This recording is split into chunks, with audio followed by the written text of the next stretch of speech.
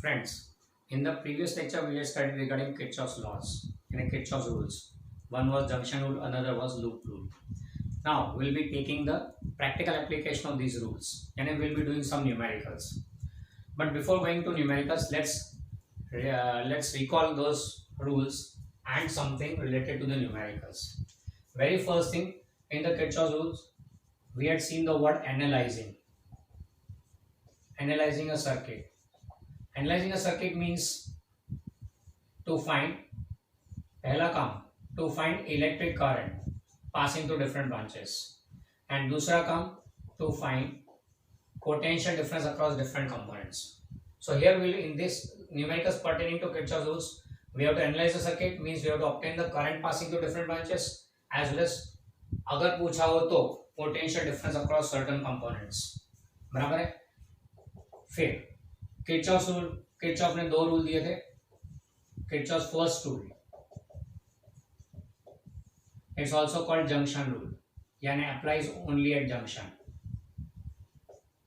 ना at a junction rule क्या बोलता है? At a junction total current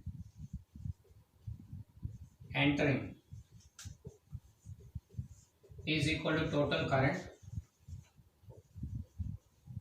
leaving junction.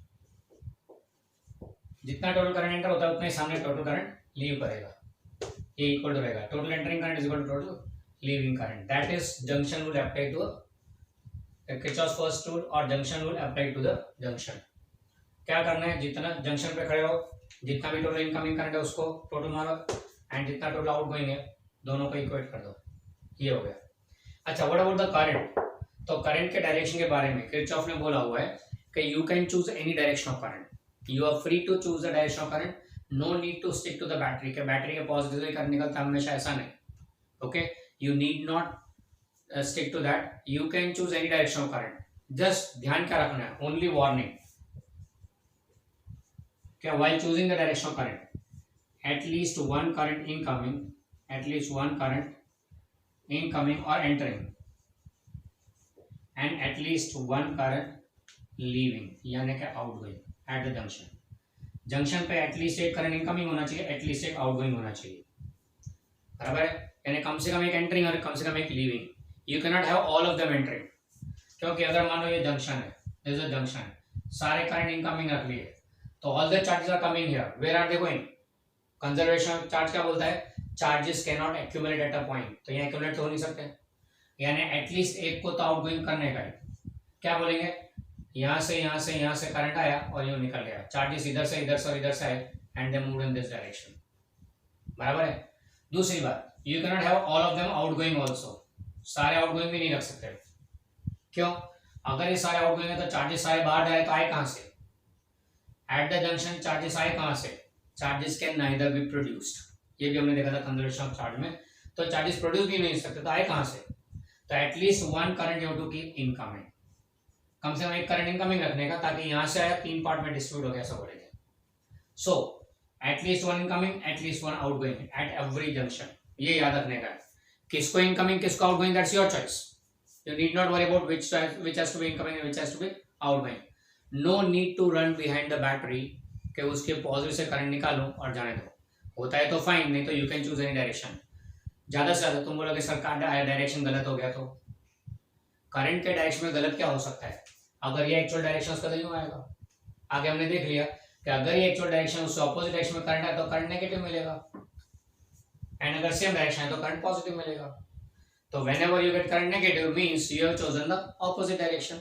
नीचे नोट रख दो कि our assume direction of current is opposite to the actual direction. है ना? So no need to worry if current comes out to be negative. There is nothing wrong in it. Just the direction has been assumed opposite. The value remains the same. Value of current remains the same. इसलिए first law क्या बोलता है? Total incoming current is equal to total outgoing current. Junction पे you can choose any direction of current, पर याद रखने का junction पे at least one current incoming, at least one current outgoing. खास ध्यान रखें, जंक्शन पे मिनिमम 3 वायर होंगे. याद है ना? मोर देन 2, मिनिमम 3 का वायर होंगे. उसमें से किसी एक को इनकमिंग, किसी एक को आउटगोइंग, तीसरे को जो मन पाए करो. क्लियर? तो ये फर्स्ट रूल को अप्लाई करने के लिए फिर सेकंड रूल की तरफ चलते हैं. सेकंड रूल को जब अप्लाई करेंगे तो लूप पे लगता है. Kirchhoff's second law, Kirchhoff's second rule applies to the loop. इसे इसको लूप रूल भी बोलते हैं, we also called as loop rule. अब लूप में क्या करना है, तो लॉ रूल क्या बोलता है कि इन अ क्लोज लूप, किसी क्लोज लूप की बात करें तो in a close loop total change in potential, total changes in potential is equal to zero. जो भी चेंज इन पोटेंशियल है उसका टोटल जीरो रहेगा. यानी लूप के अंदर आप घूम रहे हैं, घूम रहे मतलब क्या हुआ, loop is always a close loop. Suppose यूं है क्लोज लूप, तो आप लूप के अंदर ये सब नाम देते हैं ABCD. आप लूप के अंदर इधर क्लॉकवाइज मूव करें या फिर एंटी क्लॉकवाइज मूव करें, योर चॉइस, आपकी चॉइस है. क्लॉकवाइज मूव करें एंटी क्लॉकवाइज मूव करें. सर हमें मूव करना मतलब will be moving from one point to another, then to another, then to another and then to back to same first point. बराबर, will be moving. अच्छा, वो current की बात करें तो करंट तो अपना काम कर रहा है, उसके चिंता मत करो. You are considering the changes in potential. So while moving from A to B to C to D to back to A, potential में कितने चेंजेस हो वो हमें नोट करना है. बराबर है, इसलिए changes in potential we have to consider when passing in the loop either in clockwise direction और anti clockwise direction. I would prefer that go for clockwise direction, ताकि दो माइंड सेट नहीं है. हाँ, अगर एंटी क्लॉकवाइज है तो भी कोई फर्क नहीं पड़ेगा, equation will remain the same. Is preferable है गो फॉर क्लॉकवाइज डायरेक्शन. अब while moving in the loop, while moving in the loop you might encounter a resistor, या फिर यूं बोल देते हैं passing through a resistor. you might encounter a resistor. ये suppose एक रेजिस्टर बीच में था, आप ए से बी जा रहे हैं तो बीच में रेजिस्टर, आप यहां से यूं जा रहे हैं, you are passing through the resistor. तो while passing through resistor if you are moving along the current, आप यूं जा रहे हैं, करंट के अंदर यूं जा रहे हैं, तो through resistor you are moving along the current. तो ऐसे केस में IR to be taken negative. Along the current potential decreases, along the current potential decreases, इसलिए potential difference IR to be taken negative. And अगर आप against में जा रहे हैं करंट के, if you are going against the current, then IR to be taken positive. यानी अगर आप यूं आ रहे हैं, A टू B आ रहे हैं क्लॉकवाइज डायरेक्शन में, और करंट यहाँ रजिस्टर में से यूं जा रहे हैं, यानी आप जा रहे हैं करंट के ऑपोजिट डायरेक्शन में, that means potential is increasing and therefore IR to be taken as positive. ये याद रखें while passing through the resistor. See, what we are now understanding is strictly application for the numericals. Numerical purpose के लिए दिख रहे हैं हम लोग, and ये हमने theory में भी पढ़ा है no doubt, पर numerical purpose के लिए देख रहे हैं. Next, through battery. सर्किट में रेजिस्टर के अलावा एक बैटरी भी हो सकती है. तो अगर आप बैटरी में बैटरी की तरफ आ रहे हैं, आप बैटरी की तरफ आ रहे हैं, तो ड्यूरिंग योर मोशन बैटरी अगर यूं है, सपोज आप क्लॉकवाइज आ रहे हैं, बी से सी जा रहे थे और बैटरी आया, बैटरी हम पॉजिटिव से नेगेटिव जा रहे हैं अभी फिलहाल. Through a battery you are moving from positive to negative. Moving from positive to negative means what, higher to lower, so potential decreasing. So if positive to negative terminal, then potential decreases, so E to be taken, potential decreases, so E to be taken negative. And if you are moving from negative to positive terminal, potential to be taken, change in potential कितना होगा, EMF E जितना, तो potential change in potential कितना लेने का, positive लेने का. अगर आप यूं आ रहे पाथ में और ये बैटरी है, तो इस बैटरी के थ्रू आप निकल रहे, कैसे जाएगा, through the battery you are moving from positive to negative, you are moving from positive to negative, यानी E to be taken negative in that case. And अगर आपको बैटरी मिली रास्ते में, आपने यूं रखा, यूं बैटरी है, आप यूं आए इधर से, and while passing through battery you are moving from negative to positive, negative positive increase in potential, तो पोटेंशियल पॉजिटिव लेने का, इंक्रीज इन पोटेंशियल इसलिए. ओके, ये सारा लेने का कहाँ पे, लेफ्ट साइड पे. क्लियर. तो ये ध्यान रखने का व्हाइल डूइंग द न्यूमेरिकल. ये तो हमने एक बार रिवाइज कर लिया. अब चलते हैं न्यूमेरिकल लेते हैं. So here comes the first sum regarding Kirchhoff's rule. I would advise you to write down the sum, pause the video and write down the sum. Let me read it out first. What you are saying in the numerical is two batteries of 2.5 volt and 1.5 volt and a resistor of 4 ohm are connected in series. So 1, 2 and 3 things. 2.5 volt battery, 1.5 volt battery and a 4 ohm resistance are connected in series so as to form a closed loop. Closed loop form करते हैं. Then you have said that the batteries के बारे में बोला कि they are in helping condition. Helping condition you know very well. Negative one with positive other. Helping condition. A resistor of 1 ohm is connected parallel to 1.5 volt battery. अच्छा साथ में extra क्या दिया, एक और 1 ohm का resistor is connected parallel to 1.5 volt battery. You have to find out the electric current passing through different branches of the circuit. Okay, ये हमारा न्यूमेरिकल है. तो इस न्यूमेरिकल में सबसे पहले we have to develop a circuit develop करेंगे, फिर उसमें अप्लाई करेंगे एंड फाइंड करेंगे currents passing through different branches. So write down the question, read it twice and return back. We'll start with the sum. Now let us start the numerical solution of this numerical. Now इसके अंदर what you are given is two batteries, one 2.5 volt and second 1.5 volt.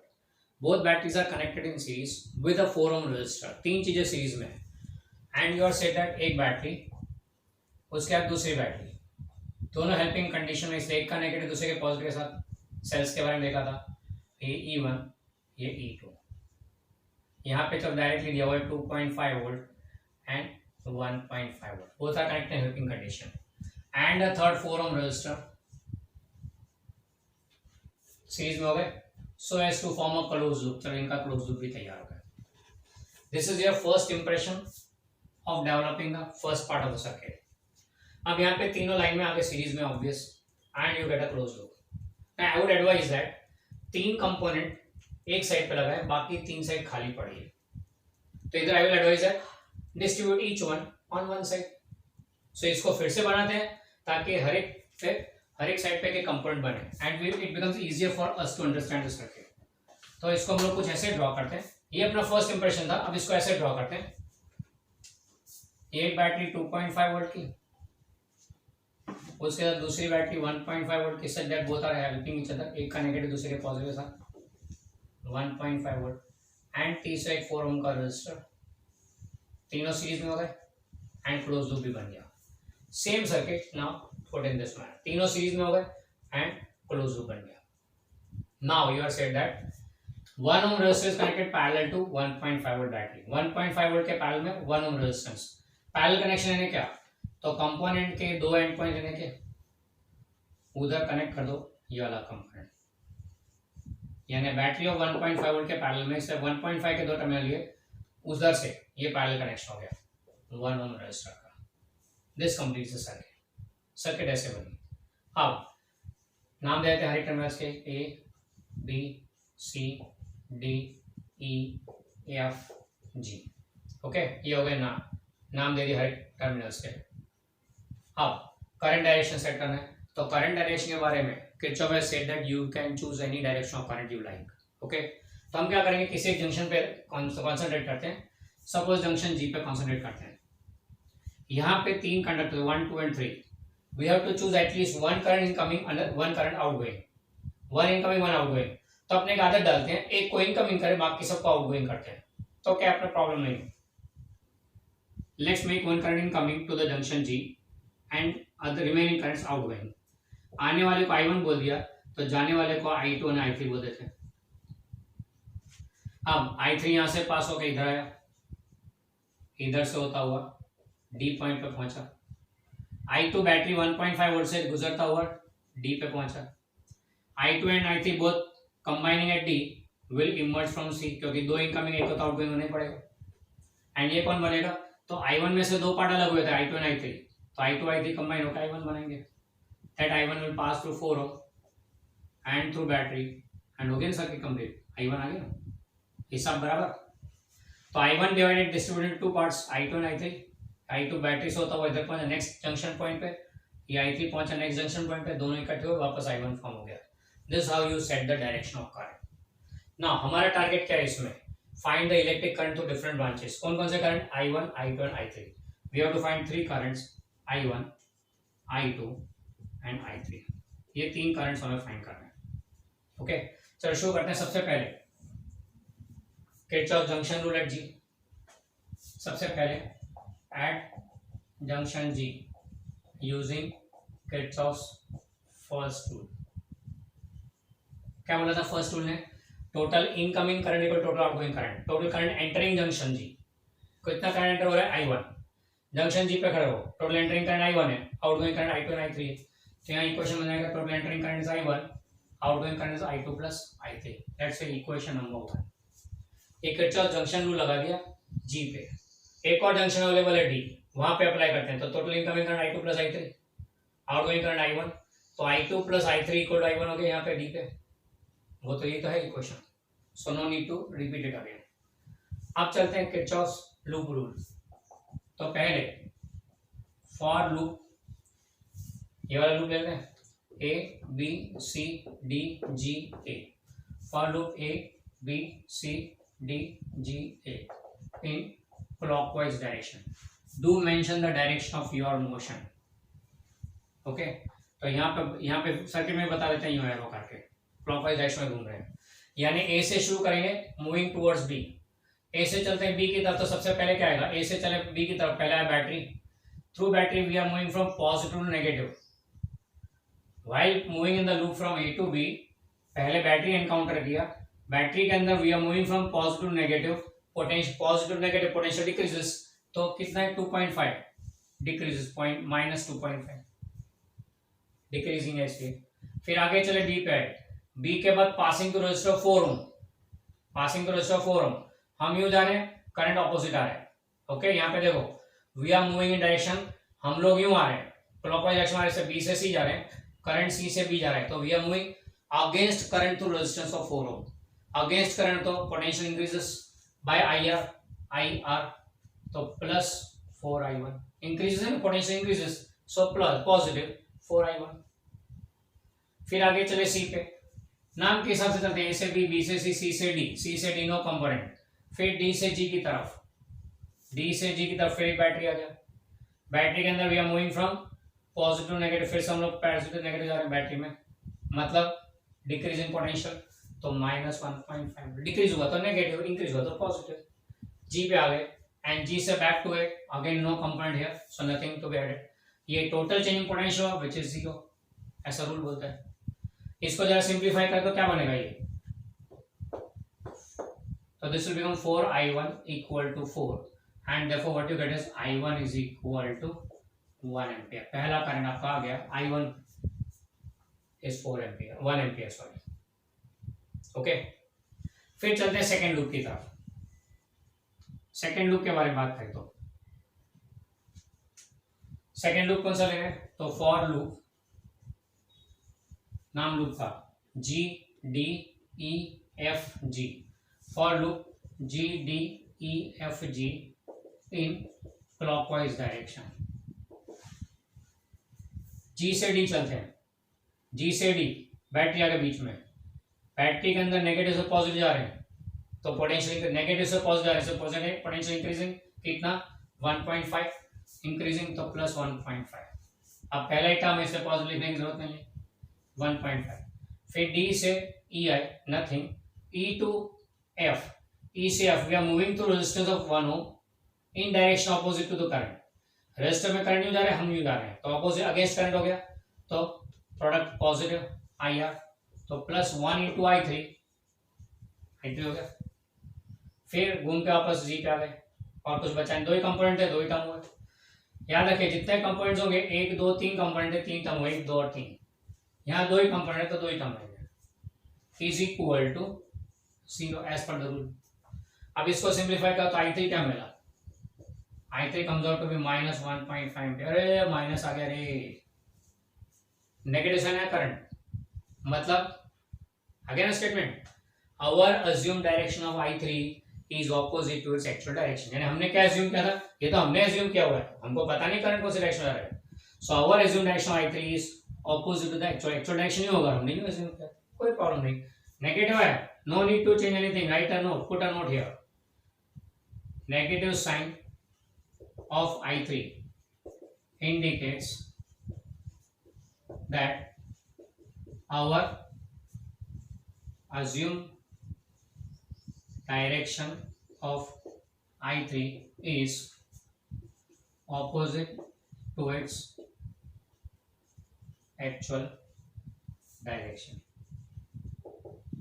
बस खत्म हो गया, that's all. आई थी आपका negative लेने का और यहाँ पे लिख देने का नेगेटिव, क्यों? क्योंकि हमने डायरेक्शन ऑपोजिट ली है, and nothing wrong in it. Okay, अब I1 आ गया, I3 आ गया, बचा I2, दोनों को डाल दो फर्स्ट में।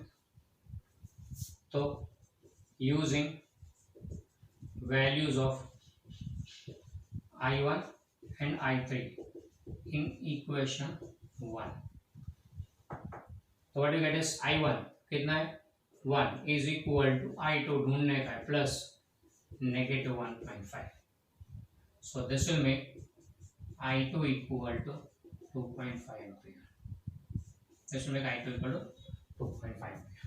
ओके, हो गया क्लियर करंट, दैट्स ऑल। ये हो गया न्यूमेरिकल क्लियर आपका, गॉट इट, क्लियर हो दिस। अब इसको कॉपी आउट कर लो, अगला सम दे रहा हूं मैं अभी के लिए।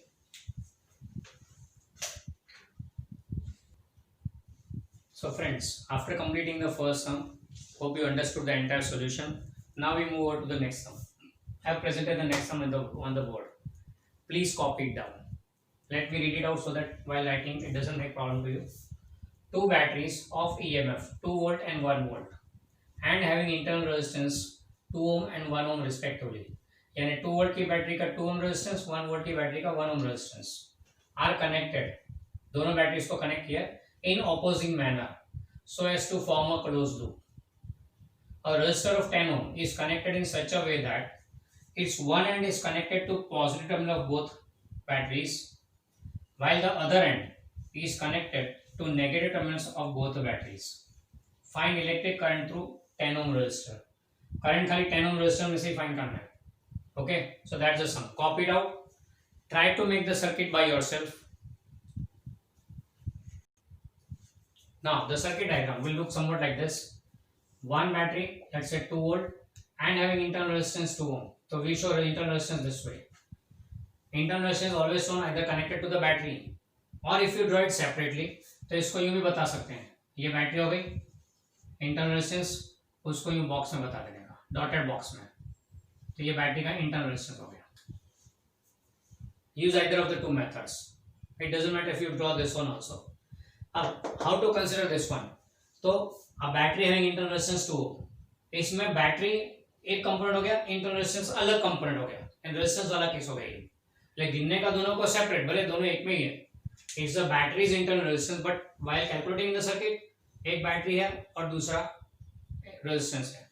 ओके, ये हो गया regarding 2 volt battery having 2 ohm internal resistance, इसके साथ में कनेक्ट किया 1 volt battery having 1 ohm internal resistance, such that close loop बन रहा है as well as opposing manner है।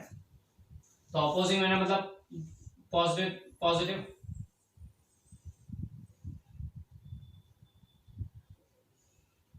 पॉजिटिव पॉजिटिव, ये 1 वोल्ट का बैटरी हो गया एंड इसका internal resistance 1 ohm, so as to form a close loop तैयार।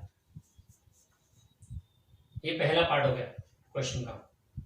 अब सेकंड पार्ट में बोला रजिस्टर ऑफ 10 ओम, 10 ओम का register connected in such a way that its one end is connected to positive terminal of both, दोनों के positive terminal के साथ एक एंड आएगा, कैसे? तो ये दोनों के पॉजिटिव कनेक्ट एक दूसरे को, तो यहाँ पे एक एंड आएगा 10 ohm resistor, while the other end to negative तो बोथ, दोनों के नेगेटिव के साथ आ गया, दैट्स ऑल। ये सर्किट डायग्राम है। अब सर्किट डायग्राम मिल गया, start the sum by yourself, pause करो वीडियो को, सम खुद ट्राई करो, फिर बाद में आ जाओ ऑफिस में सॉल्यूशन दे रहा हूं। So let's see the solution of this sum. 2 volt battery, 2 ohm internal resistance, 1 volt battery, 1 ohm internal resistance and 10 ohm resistance connected in this manner. Now सबसे पहले क्या करने का, सर्किट फॉर्म हो गई। Now naming the terminals A, B, C, D, E and F. Then deciding the direction of current. याद है Kirchhoff ने क्या बोला था, you can choose any direction of current, खाली जंक्शन पे ध्यान रखने का, at least one incoming at least one outgoing. तो यहाँ पे जंक्शन एफ पकड़ते हैं, 1 इनकमिंग ले लिया, बाकी सबको आउटगोइंग कर दिया अपनी आदत के हिसाब से, आने वाले को I1 बोल दिया, जाने वाले को I2 और I3 नाम दे दिया। ये I2 पास होगा 10 ओम से and will come to C, I3 pass होगा बैटरी है I1 से, 1 वोल्ट की बैटरी से पास होता हुआ इधर आया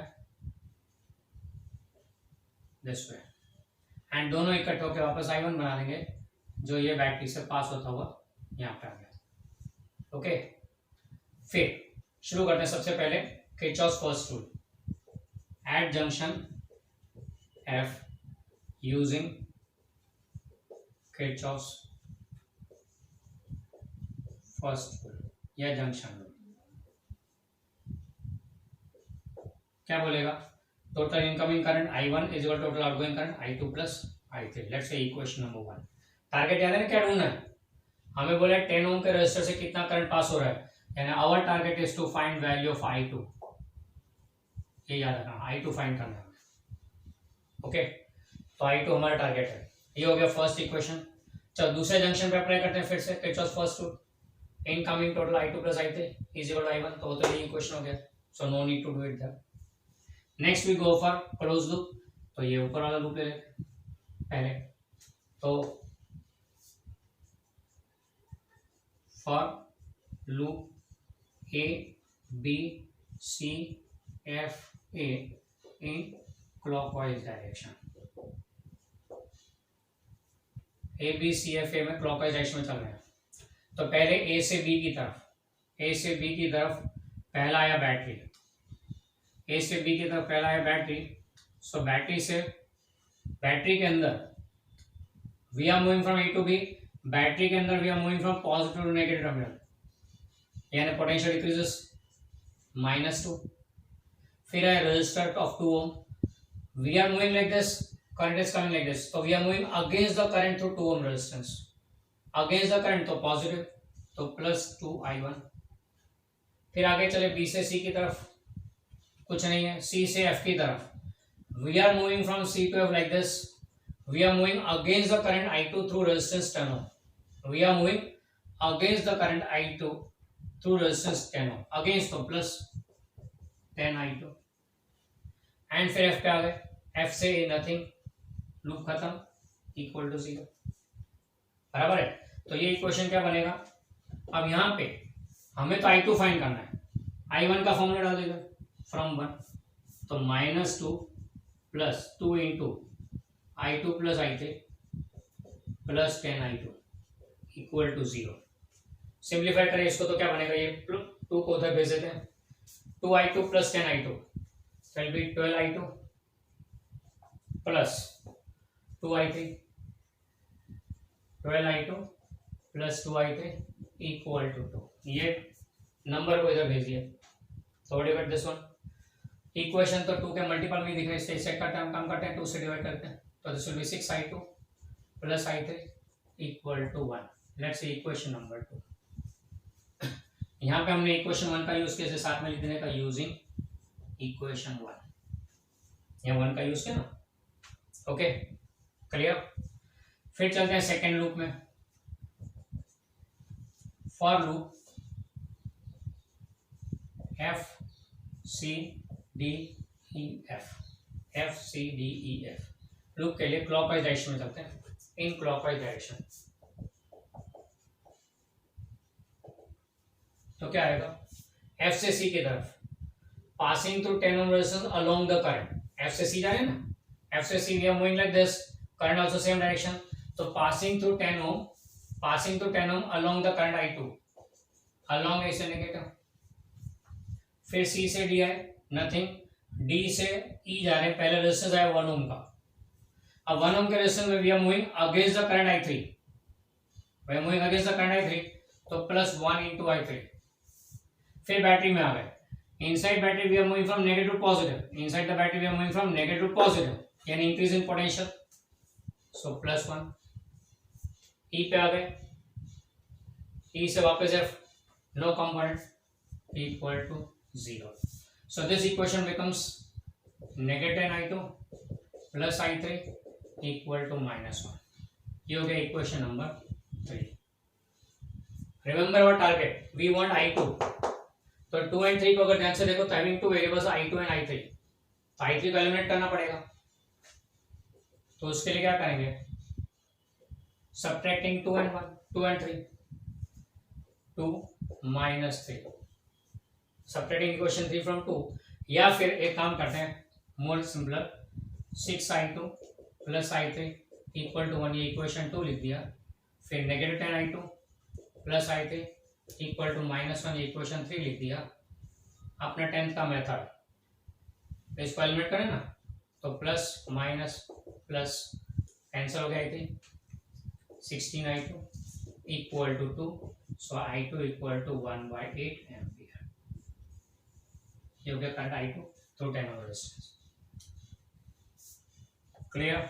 ये हो गया सॉल्यूशन इस सम का। बस ये टाइप के सम्स होते हैं इसके अंदर। You have to go step by step, applying Kirchhoff's junction rule, then using Kirchhoff's loop. 3 variable यहाँ पे 3 अननोन थे, 3 इक्वेशन की जरूरत थी, इसलिए 1, 2 एंड 3 ऑप्टेन किया। ओके।